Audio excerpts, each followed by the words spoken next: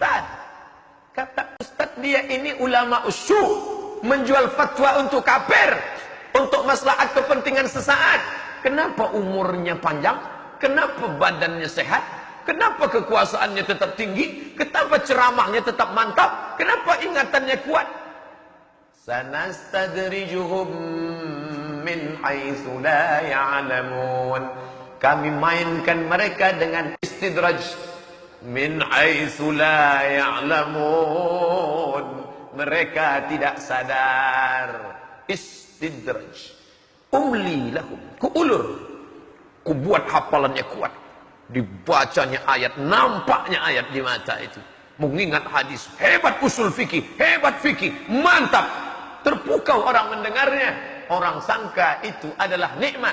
Padahal dia sedang dimainkan dalam laknat bernama istidraj. Sanastajrijuhum min haitsu la ya'lamun. Aku mainkan mereka dengan istidraj. Wa umli lahum. Aku ulur. Aku tutupi aibnya di dunia. Aku tampakkan dia baik, soleh, sehingga orang salah sangka. Inna kaidi matin. Tipu dayaku amat sangat kuat.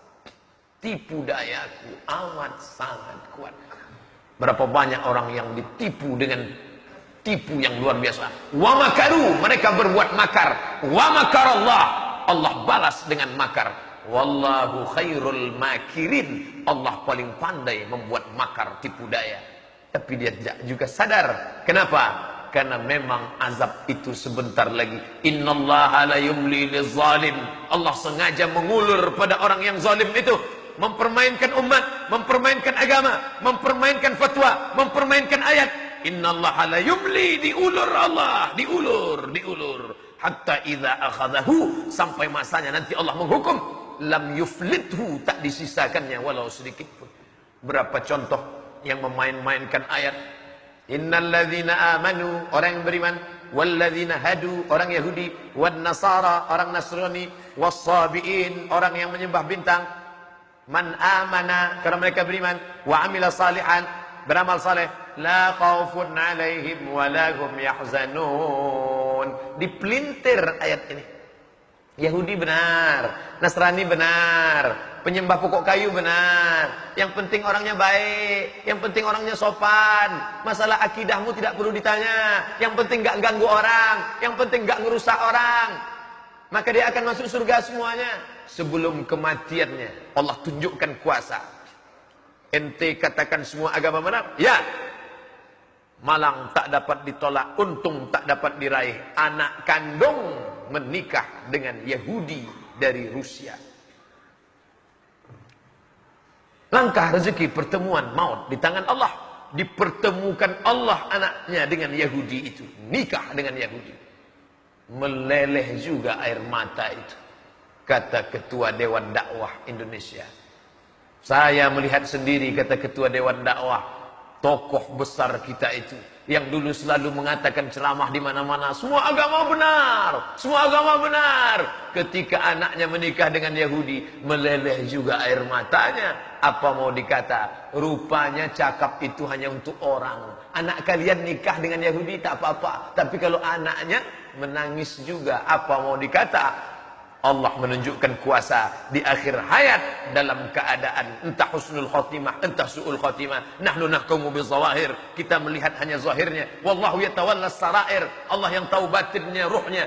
Tapi yang jelas sebelum mati, bibit-bibit azab itu sudah ditampakkan Allah. Pak Ustadz, andai itu azab, andai itu musibah, andai itu azab, andai itu malapetaka, apakah di dunia dapat, nanti di akhirat sudah bersih dia? Yang jelas di dunia dapat, di akhirat akan dapat lagi. Loh, Allah tak adil. Masa di dunia dapat, di akhirat dapat lagi? Di dunia dia dapat, di akhirat akan dapat lagi. Lalu yang di dunia itu apa? Itu DP-nya saja. Nanti cash-nya akan diterima lagi di akhirat. Kenapa? Karena dosa jariah tetap mengalir. Buku-buku yang sudah ditulis, dicetak, buku-buku yang sudah banyak beredar, dibaca anak-anak muda, dia tak pernah tobat dalam bukunya, maka dibaca orang menjadi dosa jariah yang tak akan pernah putus. Madamatis samawati wal ardh, selama langit di atas, selama bumi di bawah, selama buku itu dibaca orang. liberal, sekuler akan terinspirasi dari buku itu. Man sanna fil islami sunnatan hasanatan. Siapa yang mengajarkan yang baik, falahu ajruha, dia dapat pahalanya. Wa ajru man amila biha, orang lain yang mengamalkannya mengalir pahalanya. Min ba'dihi, setelah dia mati, min ghairi an yanqusa min ujurihim syai'un, pahalanya tak berkurang walau sedikit pun. Man sanna fil islami sunnatan sayyi'atan, siapa yang mengajarkan yang buruk, yang jelek, yang jahat, yang kotor, falahu wizruha, dia dapat dosanya. Wa wizru man amila biha, dosa orang lain yang melakukannya. Terus berganti zaman, berganti terus, maka dia sedang menuai dosa. Setiap hari mendapatkan tetesan dosa jariah. Sampai kapan? Min ghairi an yanqusa min auzarihim syai'un, dosa mereka tak berkurang, mereka dapat 100, dia pun dapat 100, mengalir terus. Maka kita berpikirlah untuk berbuat yang baik-baik. Adapun mereka yang sudah memakai topeng-topeng agama untuk merusak agama Allah ini, kita jaga dengan pengajian yang tetap istiqomah. Datang ke majelis tafsir Al-Ma'rifah, datang ke kajian Anda bertanya, mufti menjawab di Ar-Rahman, datang kajian penyakit-penyakit hati bersama Dr. Saidul Amin, kajian fatwa bersama Dr. Mawardi Muhammad Saleh, kajian tafsir bersama Dr. Mustafa Umar. Jaga istiqomah, bawa anak istri, keluarga, sahabat. Kita ciptakan komunitas yang baik. Kam min fi'atin qalilatin, betapa banyak kelompok yang sedikit, ghalabat fi'atan katsiratan, akan mengalahkan, bisa membuat seperti air bah yang besar, sehingga hanyutlah semua kotoran-kotoran sampah-sampah itu. Kenapa? Karena semua berawal dari kecil. Al-Imam Asy-Syahid Hasan Al-Banna, Profesor Doktor Kiai Haji dari Al-Azharkah dia? Bukan. Dia hanya seorang guru kaligrafi di kampung di Mesir. Dengan semangat dakwahnya, dia cari tukang cukur, duduk di warung kopi, membangkitkan keresahan umat. Hari ini kalau ada dakwah yang membangkitkan keresahan, kenapa kita tak bersatu? Kenapa ekonomi kita tak maju? Kenapa kita masih beli di tempat orang kafir? Kenapa kita masih makan tempat orang kafir? Kenapa kita masih mendukung? Ada kegelisahan.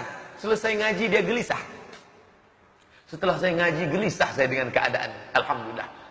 Yang parahnya adalah kita merasa adem, ayam, tentram, tenang. Bapak Ibu, apa yang terjadi ini sudah tertulis di Lauhil Mahfuz. Maka tenang sajalah. Kita terima saja apa adanya. Pejamkan mata, banyak-banyak berzikir. Astaghfirullah Rabbal baraya, astaghfirullah minal khataya. Kalau anak kita dilarikan orang, sabar aja. Astagfirullah. Kalau bini kita dilarikan orang, biarkan aja.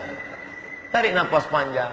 Ya Allah, ya Allah. Kalau agama kita diinjak-injak orang, jangan pikirkan. Allah Maha Besar untuk menolong agamanya. Agama ini tak perlu ditolong.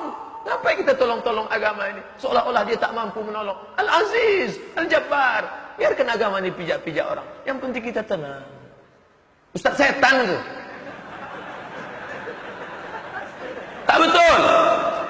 Intan surullah, kalau kau tolong agama Allah yang surkum, dia akan menolong. Bisabis aqdamakum. Ulama-ulama di penjara. Sahabat saya naik, saya menengok juga tapi tak ketemu dengan penjaga itu. Sahabat saya naik ke Qal'ah. Qal'ah artinya tembok. Tembok yang dibangun oleh Muhammad Ali Pasha. Muhammad Ali Pasha membangun tembok masjid yang indah di Mesir. Tapi pada masa rezim kekuasaan Gamal Abdul Nasir, disitulah tokoh-tokoh pejuang Islam di penjaranya. Siapa yang melawan dia penjara? Disediakan anjing herder yang lapar di situ. Lalu ulama-ulama itu dicambuk, berdarah-darah, darah bau amis. Anjing herder lapar mencium bau darah. Dimasukkan ulama ke dalam penjara itu. Anjing herder mau makanan enak, ini deh. Ini daging ulama enak nih, tak ada barang haram di dalam. Makan. Datang anjing herder itu menjilat darah ulama sampai bersih sebersih-bersihnya, dan penjaga itu menengok dengan matanya. Saya dulu pemabuk, pezina, benci dengan ulama, saya tak percaya Tuhan. Mata saya melihat anjing yang lapar itu menjilat luka ulama itu dan bersimpuh di hadapan ulama. Itulah yang membuat saya tobat. Dan di akhir usianya menjadi penjaga masjid bercerita kepada salah seorang sahabat yang berkunjung ke Qal'ah, tembok benteng Muhammad Ali Basha. Allah mau menunjukkan, kata kalian mukjizat tak ada, mukjizat masih ada. Anjing pun masih bisa membedakan mana ulama, mana perampok, mana penjahat. Tapi hari ini ada manusia yang katanya sudah lulus fit and proper test, tak bisa membedakan mana ulama, mana perampok. Tak tahu dia mana yang mesti ditangkap, mana yang mesti dilepaskan.